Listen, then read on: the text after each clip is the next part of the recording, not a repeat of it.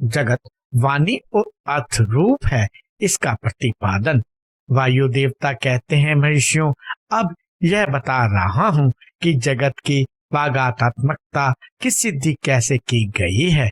6 अद्भुत मार्गों का सम्यक ज्ञान में संक्षेप से ही करा रहा हूँ, विस्तार से नहीं। कोई भी ऐसा अर्थ नहीं है जो बिना शब्द का हो और कोई भी ऐसा शब्द नहीं है जो बिना अर्थ का हो। अतः समय अनुसार सभी शब्द संपूर्ण अर्थों के बोधक होते हैं।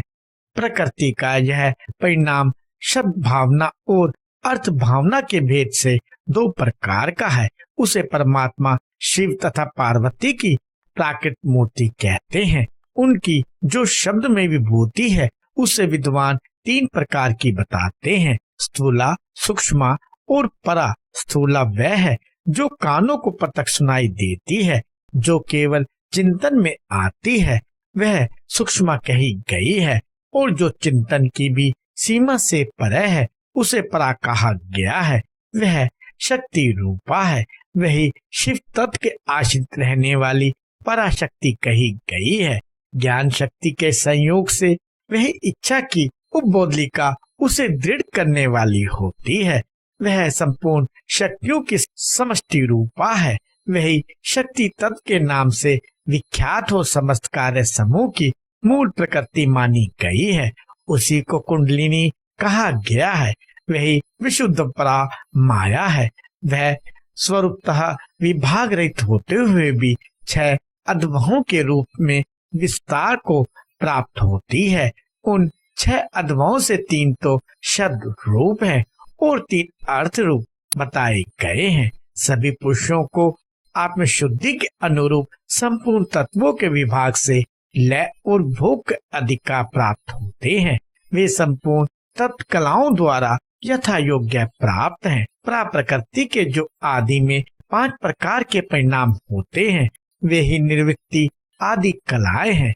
मंत्रध्वा, पदवध्वा और वर्णध्वा ये 3 अध्वा शब्द से संबंध रखते हैं तथा भुवनध्वा, तत्वध्वा और कलाध्वा ये 3 अर्थ से संबंध रखने वाले हैं। इन सब में ही परस्पर व्याप्य व्यापक भाव बताया जाता है। संपूर्ण मंत्र पदों से व्याप्त है क्योंकि वे वाक्य रूप है। संपूर्ण पद भी वर्णों से व्याप्त है क्योंकि विद्वान पुरुष वर्णों के समूह को ही पद कहते हैं। वे वर्ण भी भुवनों से व्याप्त हैं क्योंकि उन्हीं में उनकी उपलब्धि होती है। भुवन भी तत्वों के समूह द्वारा बाहर भीतर से व्याप्त हैं क्योंकि उनकी उत्पत्ति ही तत्वों से हुई है। उन कारणभूत तत्वों से उनका आरंभ हुआ है। अनेक भुवन उनके अंदर से ही प्रकट हुए हैं। उनमें से कुछ तो पुराणों में प्रसिद्ध हैं। अन्य भुवनों का ज्ञान शिव संबंधी आगम से प्राप्त करना चाहिए। कुछ तत्व सांख्य और योग शास्त्रों में भी प्रसिद्ध हैं। शिव शास्त्रों में प्रसिद्ध तथा दूसरे भी जो तत्व हैं वे सबके सब कलाओं द्वारा यथा योग्य व्याप्त हैं। पराप्रकृति के जो आदि काल में 5 परिणाम हुए वे ही निवृत्ति आदि कलाएं हैं। वे 5 कलाएं उत्तरोत्तर तत्वों से व्याप्त हैं। अतः पराशक्ति सर्वत्र व्यापक है। वह विभाग रहित होकर भी 6 अद्भुतों के रूप में विभक्त है। शक्ति से लेकर पृथ्वी तक पर्यंत संपूर्ण तत्वों का प्रादुर्भाव शिव तत्व से हुआ है।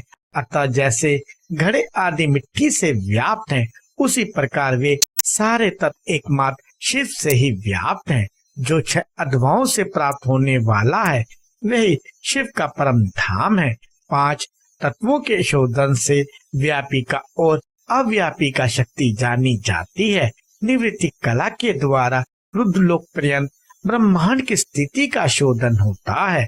प्रतिष्ठा कला द्वारा उससे भी ऊपर जहाँ तक अव्यक्त की सीमा है वहाँ तक की शोध की जाती है। मध्यवर्ती विद्या कला द्वारा उससे भी ऊपर विश्वेश्वर पर्यंत स्थान का शोधन होता है।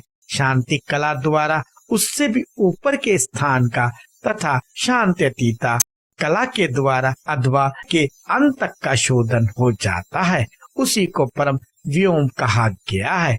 ये 5 तत्व बताए गए जिनसे संपूर्ण जगत व्याप्त है, वही साधकों को यह सब कुछ देखना चाहिए। जो अथवा की व्याप्ति को न जानकर शोधन करना चाहता है, वह शुद्धि से वंचित रह जाता है, उसके फल को नहीं पा सकता।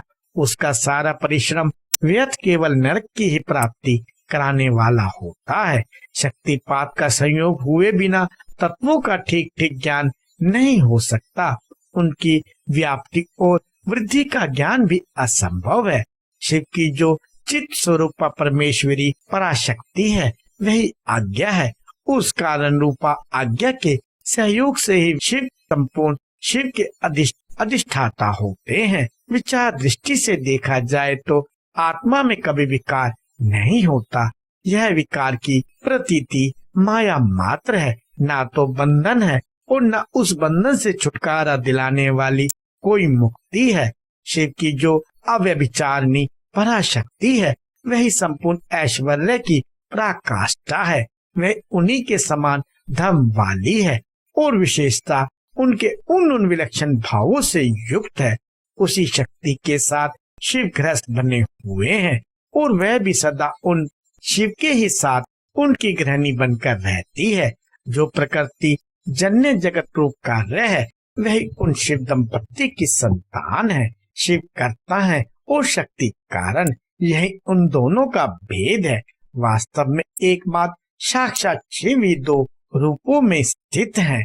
कुछ लोगों का कहना है कि स्त्री और पुरुष रूप में ही उनका भेद है।